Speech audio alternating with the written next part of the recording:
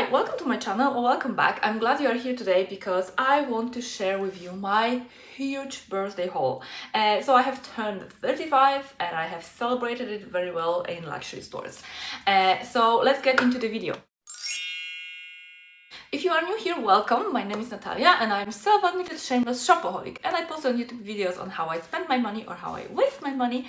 So if you enjoy shopping, especially luxury handbags, luxury shoes, but some other shopping as well, please consider joining my anonymous shopaholic club down below. And if you're a shopaholic like me, please give a like to that video so our family is together.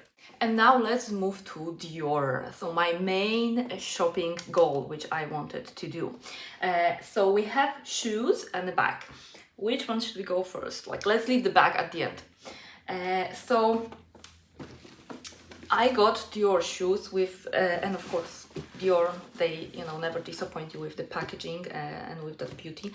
Anyway, I am actually, Gucci packaging is also amazing. I think that Dior and Gucci is like, your Louis Vuitton is like, on the bottom of those three that I shop. And probably YSL is even less than Louis Vuitton because they just give you black box. But yeah, anyway, me and packaging, I love packaging, or if I don't like it, you also hear about it. So let's get into this beautiful, beautiful Dior box.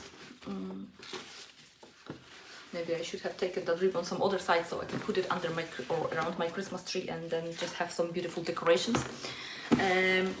But anyway, so what we got here is from limited Christmas edition. So probably the laces, the dust bags. I don't know if anybody is using actually those dust bags. I keep my shoes just somewhere on the shelf, like nicely, but I never put them into any dust boxes. So the shoes I got are those Dior classic sneakers. I mean, they have some name, obviously. Walk in Dior. They are called Walk in Dior. And I got this Christmas edition gold canvas sneaker, which, I mean, do I have to say anything? Do I have to say anything? They are just fabulous. Fabulous. I love it. And what is good about, white sneaker is always a good idea, but white sneaker with a little bit gold detail is even better idea. And I think these sneakers, except of the weather condition, which might really ruin them here, but beside of that, they will go with pretty much anything. And because most of my bags, they have gold hardware, I like gold. Today I wear silver jewelry, very shiny though, but in general I actually wear, for the last few years I wore mostly gold jewelry. Maybe now I'm going back a little bit to silver, but anyway, they will go with majority of my bags, with my jewelry, with let me get the other one so we can see them properly. So these are just piece of art. I mean, I love them. Like, I love shoes, I love bags, I love shoes, and for the last few years I adore sneakers, and I occasionally buy high heels, but to be honest, from designer shoes, for now, I prefer to invest in sneakers, because at least I can really use them, because those designer high heels, like, it's very little, little amount of occasions that I could wear them, to be honest, and they ruin so fast. So I think at least sneakers or boots or something that is more hard wearing, it's much better investment and it gives joy. So the sneakers, wonderful. Tell me if not. Tell me if they are not wonderful. They're not beautiful. Well, okay, let's move on. So now we have the almost last item, because I have also one more item which I wanted to show you, which is a birthday gift which I got from my boyfriend, and I want to show it to you because it's quite luxury and it's quite special. So maybe let's do that now. So he got me, as you can see from the size of the box, it's most likely jewelry, and he got me this gold bracelet which was made to order. So basically he picked, or I mean, he didn't design it, but he some kind of got inspiration somewhere, and he asked to make exactly this bracelet. So I think that's a very special thing. to have, and I really like the design. I mean, it's flat and it works on the hand very well, and it shines like crazy, which obviously we all know I love when something shines like crazy. So maybe I will put it on now. Yes, so here it is on my wrist. I can tie it even more. I can make it very tight and I can make it even more loose.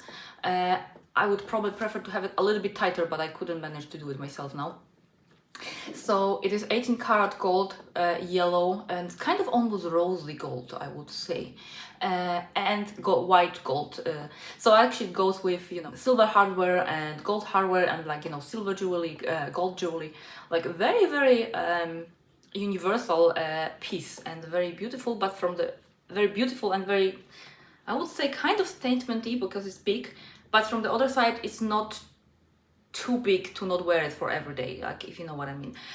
So I was actually impressed. I was seriously impressed with what he actually has picked or designed for me. So that's it. Okay, so now let's move to the big box. I actually used some other Louis Vuitton box to present it, to keep it here. So I will get it down. So here we have, you cannot even see me from here, a huge Dior Christmas packaging, outside and inside. So, ladies and gentlemen, here we have some wonderful Dior box with beautiful ribbon, which I'm not going to, I am going to slide it off because I want to keep it like this. So let's get into it in some sneaky way, the cheating way. Okay, so it's like, you know, undressing the box. A very dirty mind apparently. So let's open it. I hope everything is in the frame. So we open the beautiful box, and the packaging is like, you know, so beautiful. Everything is so, I can see that you are already seeing what is the back. It's not the newest bag that Dior has presented to the market. Okay. So, take the tissue, and here we have the dust box. And by the way, look at that lining, how they folded that tissue paper to present the bag in this. So maybe I have to actually take that dust bag off the bag and then present the bag like this. Like, how fantastic is that? How beautiful, and how many details and effort goes into it. Like, I really appreciate that. Like, it took quite a long time to get it packed, and I was wondering, like, why it takes so long. And when I opened it, because of course I already opened it, and I used the bag actually a few times, and I, you know, put it back to show you. I was impressed, like, how much effort goes into just packaging it. And you know, when in Dior, on top of the shopping bag, they fold also tissue paper, and they spray it with a perfume, with Dior perfume. And when you, like, you know, open it at home, you have that, you know, aura of beautiful smell. Like, how luxurious, how fantastic is that? Like I really appreciate those little details and those little things that go into making it special. So Dior, like really, I understand why YouTubers were saying, like, you know, Dior is the best, it's another level. I understand. So let's get into the bag, really. What the mess I have here in front of me is actually another level too. So I got a Dior Book Tote, which, as I said, it's not the newest release and nothing really that exciting maybe for people, but it was for me. And so I got it in the grey oblique. I have not seen, so let me tell you actually the story. When I was in Manchester recently, just, you know, having stopover, I walked into stores and I was trying Dior Book Tote. I actually first time saw that they had a smaller size of Book Tote and that they had it in this grey oblique. I think I've seen somewhere somebody showing a small Book Tote.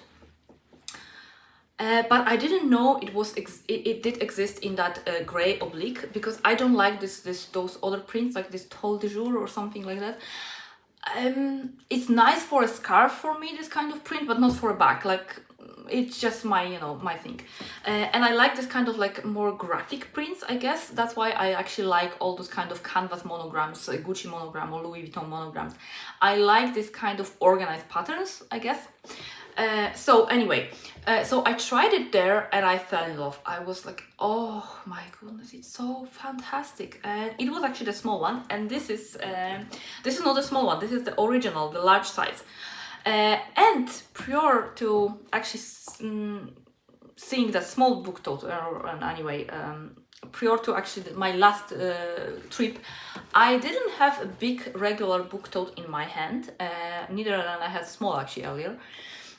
And I was hearing everybody talking how huge this bag is, how uncomfortable it is, how heavy it gets, and all those things. So I always liked the book tote, but I always thought like, yeah, it's nice, but not really practical. Also, they were saying that it's super expensive. And I think Sophie was talking about British pounds, and I thought it was close to 3,000 British pounds. I don't know why, but I thought that was extremely expensive, and it was very big and very impractical. So I was just admiring, and most people, they actually had it either in this print Toile de Jour or in the navy oblique, which was something which was not 100% me, and I was like, okay. But then one day I saw this gray oblique in small, and I was gone. And because at that day I couldn't buy any bag, I was full and everything, like, I mean, full with luggage and space. But then I was like, okay, if I manage to go for my birthday, that's my birthday bag. I have to have it. I actually made investigations. I actually phoned up the store a week before we were coming, when I already knew I'm coming. And I asked them to keep aside one small for me. And they did. However, when I was looking there in the stores, and actually another Dior boutique we walk in, we managed to get in, and I was like looking around, I saw the big one in another print, but I saw I could see the two sizes next to each other, like, and I was like, oh, that's regular. It's not that huge. It's not something I was actually literally expecting it's like this, like it's like 1/3 bigger. So I was like, it's actually okay. It's not as practical. I don't see this as being too big bag. I mean, you have a reason why you are buying this bag, or you have some purpose or some occasions you are wearing this bag. So I kind of, maybe people were not really thinking about it. They were just running, because it's nice and it was popular back then. I don't know, but to me, this size, when I actually saw that this is the large, the normal original size, I was like, why is it so big? Supposed to be so big? It's not that big. It's not that enormous. I'm not saying it's a tiny bag, but from what people are saying, I don't think it's extensively huge. So I actually changed my mind, and instead of taking the small one, I went for the regular, which was the last one in the store. So thankfully, and the last one in Rome. I mean, because they checked for me, it was the only one in Rome, in that boutique where I actually reserved my small. So that was a happy ending. Instead of taking the small, I took the regular one. And I am really happy. I love this bag. Of course, when I got home, because I actually didn't have time. I repacked this all together, and I didn't have time to film the video for like a week. Literally, like, it was packed for a week, and every day I tried to do this, but something was coming, or it was getting very late, and I didn't. So I used it for a few days, and I can put in here my 15-inch laptop. So I already see that this is my everyday bag for work, like my work bag. I will be carrying my laptop, and I can travel with it. So I'm going to use this bag and just use it and enjoy. Of course, being a little bit careful about making it dirty or ruining, but not with some kind of drama that it's going to get dirty or going to be ruined or whatever. And also I want to say, because some YouTubers I watch, they would think like, how are you going to clean it? Like, it gets dirty. It's like, it's so expensive and it's just canvas. But this is like, I don't know if it's handmade. It's made in Italy.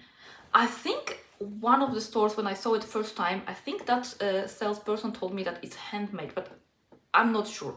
But it's like, you know, it's like full embroidery.